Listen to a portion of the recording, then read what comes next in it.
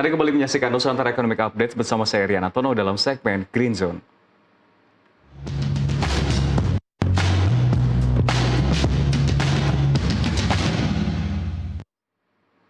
Industri semen dan beton dunia melaporkan kemajuan signifikan dalam upaya menekan emisi karbon. Laporan terbaru COP30 menunjukkan sektor ini berhasil memangkas intensitas karbon dioksida hingga 25% sejak 1990. Namun percepatan menuju emisi nol bersih dinilai mustahil tanpa dukungan kebijakan yang lebih kuat dari pemerintah. Asosiasi Global Industri Semen dan Beton menyebut berbagai inovasi sudah dijalankan, mulai dari teknologi produksi baru, efisiensi energi, hingga penggunaan bahan bakar alternatif. Meski demikian, transformasi besar menuju emisi nol bersih tetap menuntut regulasi yang jelas, termasuk insentif bahan bakar non-fosil dan pembaruan standar bangunan. Dalam laporannya, asosiasi mencatat lebih dari 60 proyek dekarbonisasi di berbagai negara.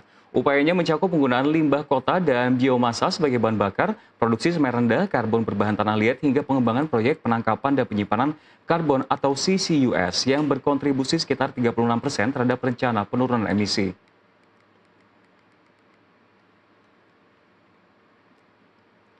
Ya pemirsa, dengan berbagai upaya dekarbonisasi yang terus dijalankan di level global, industri semen di Indonesia juga dihadapkan pada tuntutan yang sama, baik dalam hal pengurangan emisi, efisiensi energi maupun transisi menuju produksi yang lebih berkelanjutan. Untuk melihat sejauh apa upaya tersebut telah diimplementasikan di tanah air, kita akan mendalaminya langsung bersama dengan salah satu pelaku industri yang berada dalam negeri yang sudah menerapkannya dan telah bergabung bersama kami. Di studio ada Administration General Manager PT Semen Jawa, Indra Laksono. Halo, selamat pagi menjelang siang Mas Indra. Selamat pagi. Terima kasih sudah bergabung bersama kami. Dan kalau mengacu terhadap informasi sebelum ini, kita melihat bahwa dekarbonisasi ini sudah diisukan di asosiasi secara global, termasuk di COP30 atau COP30. Tanggapan seperti apa mengingat bahwa industri semen itu sebelum dibilang menjadi salah satu sumber dari CO2 yang cukup besar. Ya, oke. Dalam hal ini memang industri semen memang identik dengan yang tadi tantangan emisi CO2 dan tentu pemanfaatan sumber daya alam. Dan alhamdulillahnya di Semen Jawa melalui pendekatan menuju industri hijau, tentunya ini perlu dilakukan secara menyeluruh baik dari sisi produksi, teknologi maupun kolaborasi secara eksternal. Nah, inilah yang kita lakukan dan menjadi komitmen ECG dalam hal ini Semen Jawa untuk menyiapkan industri hijau ke depannya. Baik, lalu terkait dengan apa saja yang sudah dilakukan oleh Semen Jawa, salah satunya mungkin dukungan terhadap regulasi dari pemerintah yang sudah ada itu seperti apa? Oke, dalam hal ini kami melakukan kolaborasi yang tentunya tidak sendiri, karena ini kita tidak bisa melakukan secara sendiri. Dengan inklusif, green dan growth, tentunya semua pihak, stakeholder dan semua pihak diajak bersama-sama bagaimana caranya kita untuk berkolaborasi bersama untuk industri hijau ke depan. Dan dalam hal ini kami dengan pemerintah kabupaten juga banyak melakukan kerjasama. Salah satunya adalah kami mengelola TPA, dalam hal ini adalah milik pemerintah dan bekerja sama dengan pemerintah untuk mengelola MSW atau sampah yang untuk kita jadikan RDF, salah satu alternatif fuel yang kita bisa gunakan di pabrik semen kita. Tapi ini menarik, ketika kita berbicara mengenai bisnis, pada dasarnya bisnis itu kan semua yang general, itu tuh cukup kontradiktif ketika kita membahas sesuatu yang concern ke sustainability. Walaupun saat ini semua perusahaan sudah mengarah ke sana, bahkan menjadi sebuah kewajiban. Berbicara soal market, lalu juga dengan adanya penerapan menuju ke circular economy, apakah ini cukup berdampak terhadap para pekerja, lalu juga mereka yang bekerja di tambang atau mereka yang bekerja di pabrik? Bisa dijelaskan, Pak? Oke. Kita semua tadi yang kita bilang bahwa berkolaborasi, ini semua pihak tentunya di internal kita juga melakukan hal yang sama. Dalam hal pemanfaatan apa yang bisa dilakukan dengan memanfaatkan alternatif fuel yang bisa kita lakukan untuk mengurangi sumber daya fosil. Dan banyak keterlibatan dari rekan-rekan karyawan atau pihak community sekitar yang menekankan bahwa kita bisa bekerja sama secara panjang ke depan yang tentunya membutuhkan kerjasama dari mereka. Hal yang simpel yang sekarang kita lakukan, misalnya kita melibatkan banyak pihak, khususnya warga masyarakat dalam hal ini seperti anak-anak sekolah dasar, bagaimana caranya mereka melakukan social sejak dini untuk melakukan pemilahan sampah. Dan di mana itu masuk ke program pemberdayaan masyarakat kita untuk menekankan ke mereka bahwa pentingnya melakukan pemilahan sampah dari sekarang untuk masa depan. Dan di mana kondisinya adalah dari pemilahan sampah yang kita lakukan, sampah-sampah plastiknya tadi bisa kita gunakan untuk alternatif fuel di pabrik semen kita. Menarik, tapi kalau berbicara selain dari apa saja yang dilakukan di luar dari produk semennya, tapi berbicara mengenai semen sendiri kan secara global memang ada dikenal bisa kita katakan semen hijau. Kalau dari perusahaan Anda sendiri seperti apa? Ya, alhamdulillah kita juga sudah mendapatkan label green label di produk semen kita karena saat ini dengan produksi semen yang kita lakukan, kita juga berkomitmen untuk mengurangi tadi penggunaan bahan bakar fosil. Dan bahan bakar yang kita gunakan saat ini selain alternatif fuel dan raw material, alternatif fuel itu salah satunya adalah biomass. Jadi sekam, limbah sekam, serbuk gergaji, wood chip, sampai dengan plastik, ini kita manfaatkan untuk kita gunakan sebagai penggantinya batu bara. Yang alhamdulillah juga sampai dengan tahun ini kita sudah bisa mencapai 30% mengurangi penggunaan batu bara.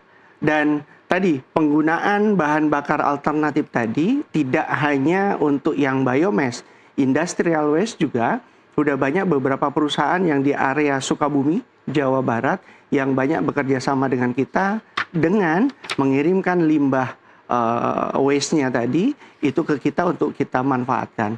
Dan tidak hanya itu, alternatif material yang kita gunakan salah satunya adalah fly ash, di mana tetangga terdekat kita ada salah satu power plant yang kita manfaatkan, di mana kita bisa memanfaatkan kurang lebih 450 ton sehari untuk fly ash-nya yang kita bisa yang kita bisa manfaatkan untuk sebagai salah satu material pengganti. Baik, Pak Indra, yang kita ketahui ini kan dekarbonisasi kenapa dikebut habis-habisan oleh pemerintah untuk mengejar target. Kalau secara nasional, ini net zero emission itu di tahun 2060. Tapi kalau untuk sektor industri secara spesifik punya target yang lebih cepat di tahun 2050. Apakah menurut pandangan Pak Indra sendiri bisa tercapai dengan apa yang sudah ada, regulasi yang sudah ada, dan berbicara mengenai labeling semen hijau, apakah ini memang sudah diimplementasikan oleh seluruh pabrik semen yang ada misalkan di Indonesia? Tanggapannya seperti apa? Saya rasa semua berkomitmen, dan dalam hal ini khususnya Semen Jawa, perusahaan ECG, kami mengedepankan ESG 4+ dalam hal ini untuk mencapai target tadi. Dan bentuk nyata yang kita sekarang akan adakan itu adalah salah satunya adalah ESG Symposium yang kita akan adakan di 2 Desember nanti, di mana kita akan berkolaborasi semua pihak, tidak hanya ECG, pihak pemerintah, dan tentunya community. Dalam hal ini bagaimana caranya kita bergerak bersama untuk menuju ke industri hijau. Jadi di ESG Symposium nanti itu akan dijabarkan seperti apa komitmen kita dan deklarasi bersama apa-apa yang perlu kita lakukan secara bersama, karena ini tanggung jawab bersama. Baik. Bukan hanya industri. Tapi masih belum menjawab terkait optimisme dari pelaku industri sendiri, bukan hanya semen, melihat semua perusahaan di Indonesia apakah sudah maksimal untuk melakukan regulasinya untuk mengejar net zero emission di tahun 2050 untuk sektor industri? Optimis lah. Optimis? Optimis. Kita bisa mencapai itu karena sekarang saja dengan tahapan yang sudah kita lakukan, kita baru mulai kurang lebih dari tahun 2021 pencapaian yang kita bisa lakukan, khususnya kami di Semen Jawa, 30% kami sudah bisa melakukan kurang lebih mengurangi bahan bakar fosil. Dan dengan sumber daya yang ada, dan tadi dengan effort yang kita lakukan, semua pihak, tidak hanya Semen Jawa, tidak hanya industri, tapi itu bisa melakukan semua kerjasama secara bersama-sama. Baik, terkait dengan perbandingan dengan berbagai negara, ini kan sebelumnya disebutkan sekarang tahun 2025, target untuk net zero emission di tahun 2050. Saya melihat beberapa data seperti negara India saja kan mereka memberikan target yang cukup panjang di tahun 2070. Tapi kalau untuk Norwegia sendiri kan mereka memakai teknologi rendah karbon dengan target ya bisa dikatakan 30-40 tahun. Apakah melihat target yang dicapai atau diarahkan oleh Indonesia ini terbilang pendek dibandingkan dengan negara lain? Atau memang ada negara-negara spesifik yang bisa kita jadikan contoh? terkait dengan cita-cita dekarbonisasi? Oke, karena perusahaan kami memang berasal dari Thailand dan headquarter kita menyampaikan bahwa konsep dari ESG 4+ tadi ini wajib dilaksanakan. Tentunya kami ini menjadi satu langkah-langkah yang kita lakukan dan kita tetap optimis bisa mencapai itu. Dan kami selaku pelaku industri semen pun ya kita tidak perlu memikirkan hal yang lainnya, tentunya dengan target itu langkah-langkah apa yang perlu dilakukan dan ya semoga tercapai, setidaknya kita sudah melakukan langkah-langkah dari awal sekarang untuk mencapai itu. Baik, terima kasih Pak Indra. Kita akan bahas lebih lanjut lagi nanti usai jeda. Jadi pemirsa jangan kemana-mana karena dialog akan kami lanjutkan sesaat lagi. Tetaplah bersama kami di Green Zone Nusantara Economic Updates.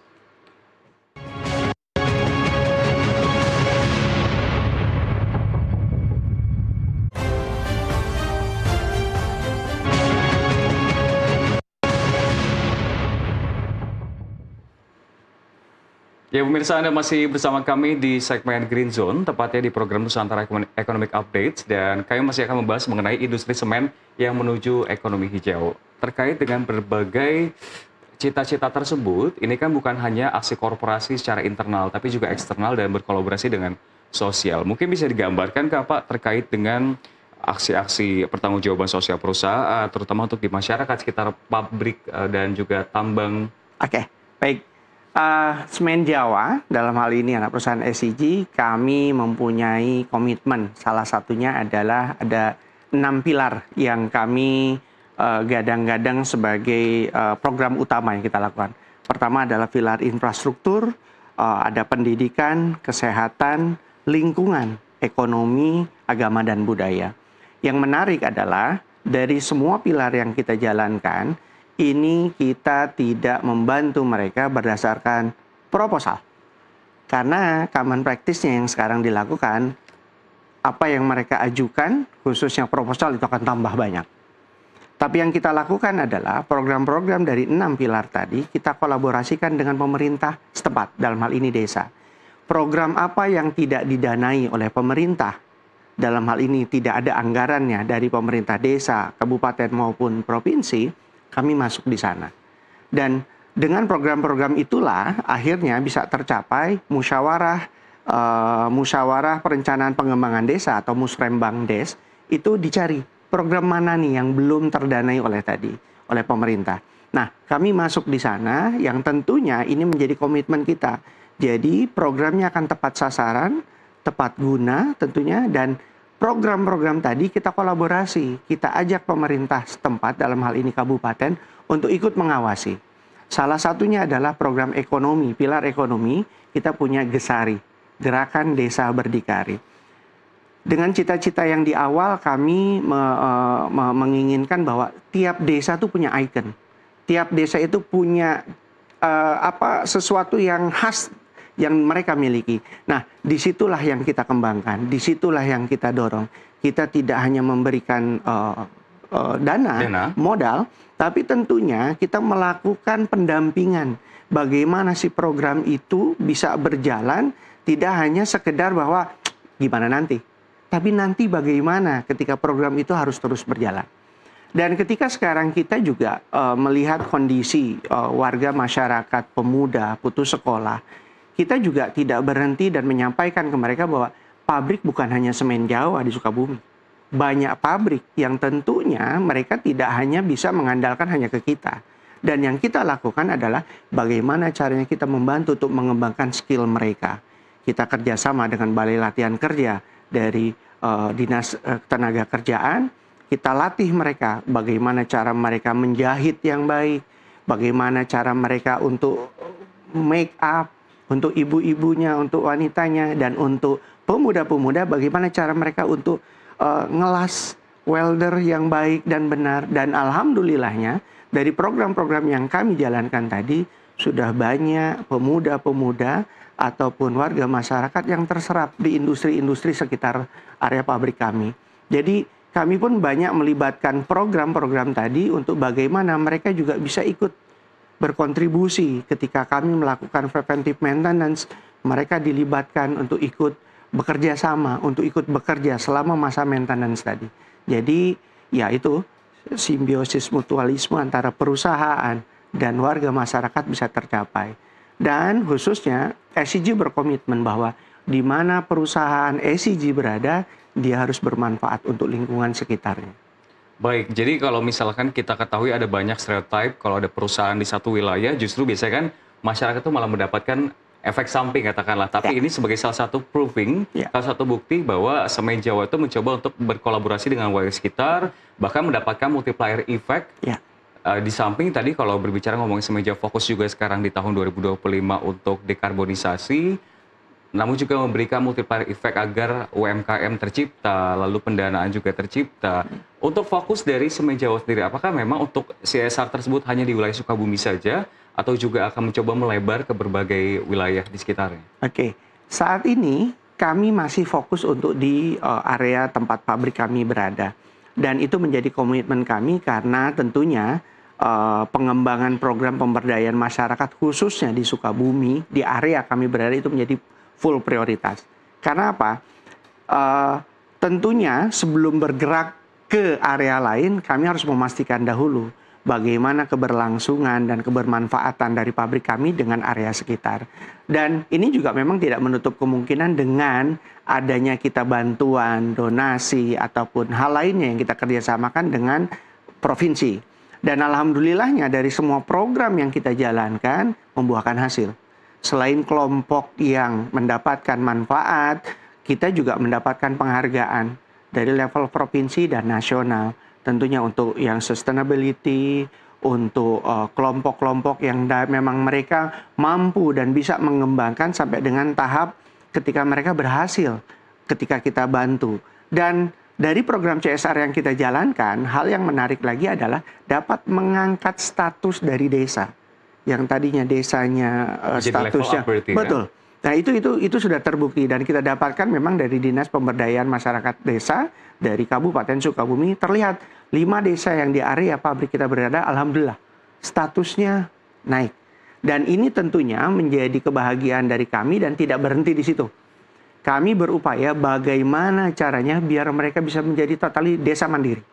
Nah ini butuh bantuan semua pihak. Lagi-lagi kami selalu mengajak semua pihak, dalam hal ini pemerintah kabupaten dan juga pemerintah desa, bagaimana kita bersama-sama untuk bergerak bersama. Kaitannya dengan sekarang keberlanjutan, alternatif fuel. Kita juga memberikan, salah satu kita sekarang ada Warrior Mentari. Warrior Mentari ini yang menarik adalah pemuda-pemudi yang tentunya masih belum punya pekerjaan. Kami rangkul, kami ajak dan kami berikan pendidikan. Bekerja sama dengan Dinas Lingkungan Hidup Kabupaten Sukabumi, bagaimana caranya mereka untuk lebih peduli kepada lingkungan. Dan yang sekarang program ini yang cukup menarik adalah cukup signifikan, bagaimana caranya kita mensosialisasikan dan mengedukasi adik-adik kita sendiri. Hal yang simpel adalah memilah sampah. Kemarin kita baru melaksanakan di 5 desa dan alhamdulillah begitu kita laksanakan, antusias dari mereka bisa tercapai. Dan yang menariknya lagi adalah pencapaian tadi, memilah sampah plastik dan organik. Kami ambil sampah plastiknya dan kami berikan reward kepada mereka adalah kebutuhan-kebutuhan rumah tangga apa yang mereka butuhkan. Dan pencapaiannya dalam kurang lebih 1 bulan kita bisa mendapatkan lebih dari 500 kilo dari satu desa. 500 kilo? 500 kilo dari satu desa. Dan ini tentunya kenapa kita ajak mereka, karena kondisi desa yang jauh terjangkau dari dinas-dinas terkait yang untuk mengambil sampah-sampah, mereka saat ini adalah yang ada buang ke sungai, menggali tanah, ditimbun tanah, ujung-ujungnya kan tidak baik. Plastik tidak terurai, yang akhirnya sekarang kita sosialisasikan kepada mereka, mereka bisa kolek. Dan ini alhamdulillah pencapaian menurut kita ya bertahap ya. Baik. Pak Indra, sebagai pertanyaan pamungkas di sesi kita pada hari ini, mungkin bisa dijelaskan seperti apa proyek strategi dari perusahaan Anda sendiri, atau mungkin target-target ke depannya seperti apa, baik itu secara khusus CSR, atau secara gambaran besar dari Semen Jawa, Pak?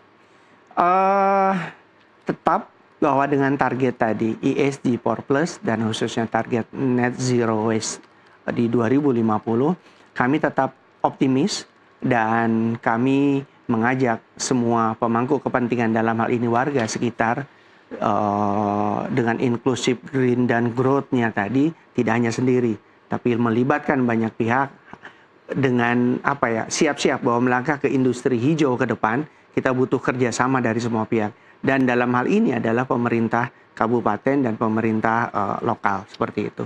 Baik, terima kasih Pak Indra sudah bergabung bersama kami di Nusantara Economic Updates. Dan pemirsa, itu dia tadi dialog kami bersama dengan Pak Indra Laksono selaku Administration General Manager PT Semai Jawa, dan informasi tadi sekaligus menjadi penutupan perjumpaan kita hari ini. Ekonomi bukan sekedar angka, tapi napas kehidupan kita semua, dari pasar tradisional hingga industri digital, dari rakyat kecil hingga kebijakan besar, semua saling terhubung. Saya Rian Antono pamit undur diri dan sampai jumpa.